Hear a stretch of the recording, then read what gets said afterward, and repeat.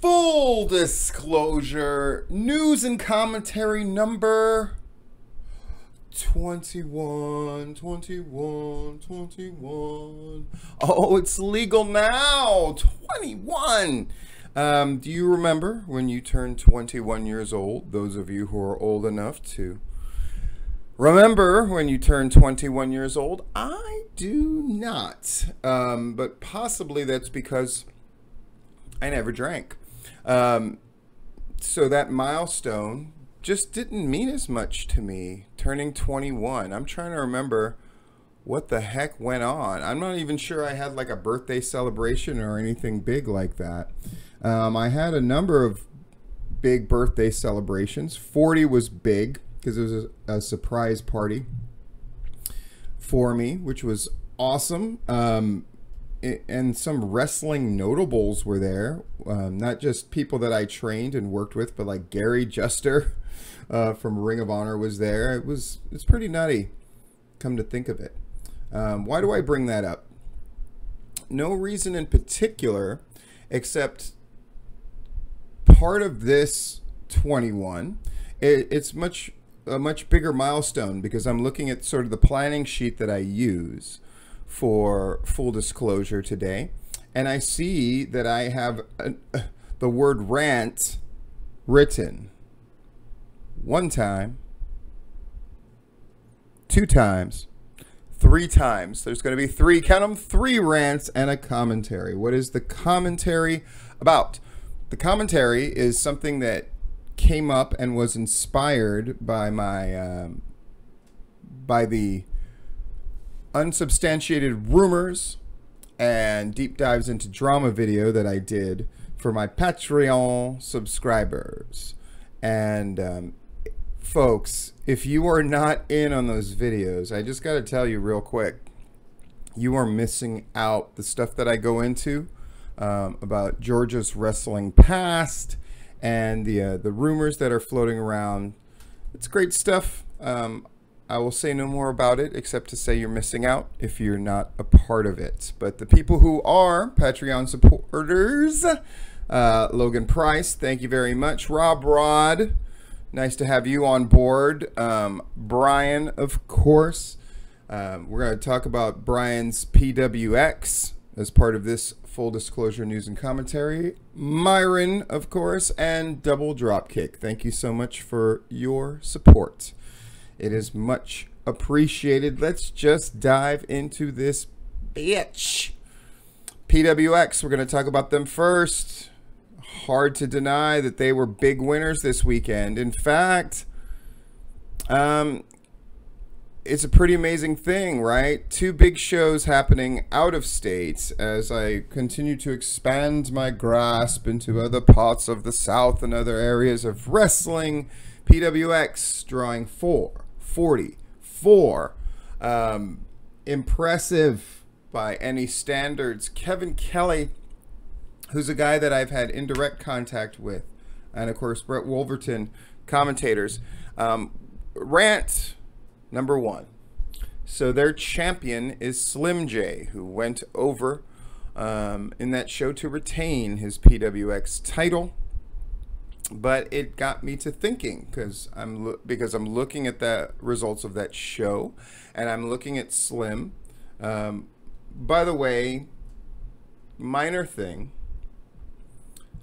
is anybody better at posing for a camera to put over his gimmick and what he does than Slim J?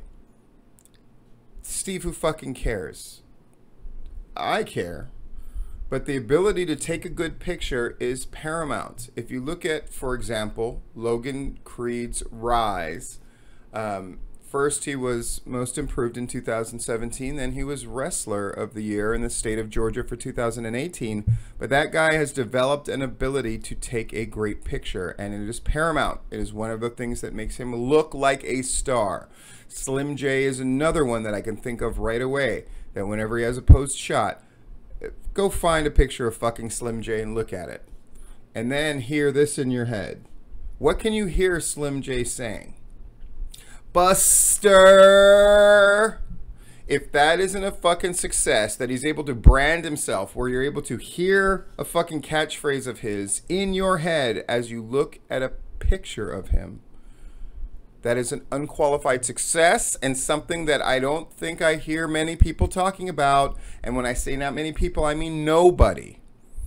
But think about the guys in pro wrestling in the big time who are able to, if you see a picture of them and they're definitively defining themselves, you can actually hear catchphrases. Think of great moments with those people. Yeah.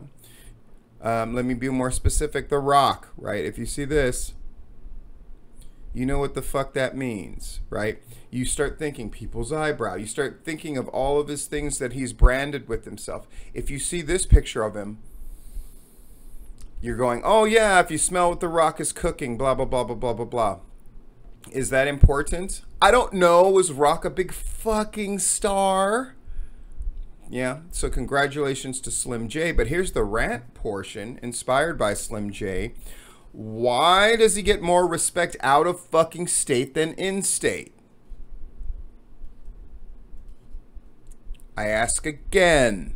Why does he get more respect out of state than in state? Now, some may say, well, he's been around so long, etc., etc., etc. Slim J is clearly a, I'm going to use this phrase, because people always seem to back off right before they say it. Fuck you, I'm going to say it, because that's what I do. He's a world-class talent. Not just convincing himself that he's a world-class talent. He is a world-class talent. One of less than 5 in the state of Georgia.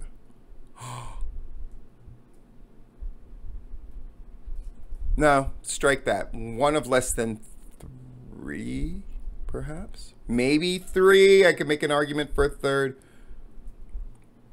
World-class talent. That he could work anywhere and credibly hold his own and become a star anywhere in the world. Slim J. One of a few, but yet what does he win within the state of Georgia, especially at his promotions that he calls home, more or less? He wins dick. He'll win a match here and there. They'll let him advance in a tournament, sort of, but he gets no love. But PWX shows him love, and they're getting the best use out of Slim. Now, this is not just something that's symptomatic of pro wrestling in the state of Georgia. Yeah. But there is this love of the new, and I get it. There is this love of sort of pushing the outside thing, right? Reverence for indie darlings from out of state. And I get it if you're spending money and resources and time promoting on people from the outside, you want to give them something. Certainly I don't begrudge Scenic City, for example, of having an outsider win their tournament. It's probably something that needed to happen so they can set up for the future of this idea of anybody can win, etc., etc., etc. At the same time, Slim J, it really does appear right now that he gets more love out of state. This is not, like I said, not just unique amongst Georgia independent wrestling promotions, but other things as well. For a long time, and it may still be the case, Atlanta theaters were accused, especially the biggest ones, the Alliance Theater, for example, in Atlanta. If you don't know what the Alliance Theater is in Atlanta, and you're involved in pro wrestling, which is a performance by and large, then fuck. Here's another thing, wrestling people. If you don't know what's going on in your sports community, in your fucking arts community, then how can you ever expect to obtain a level of respect for what you are doing if you are ignorant to what is going on around you in other professions that are tied in to what you do? Has anybody ever said that to you before? Probably not. But then again, wrestling people have a lot of catching up to do because they're woefully ignorant about their history as well. Am I saying that wrestling people have a lot of work to do? Yes, I fucking do. But in Atlanta theater, particularly the Alliance Theater, they are enamored with New York talent years ago. And if you came in from New York and you were an actor, you were getting the lead. And there was a groundswell against that, and now there is more local talent being used in every aspect at the Alliance Theater, and I think that's a positive thing. But it started with a groundswell to do it, and then the Alliance Theater making it happen with their vast resources. So I just offer this up as a minor challenge to Georgia Promotions of thinking of developing talent from within and utilizing them effectively, rather than falling into this trap of the mercenary trap, where you get enamored with people that you're paying to come in from the outside.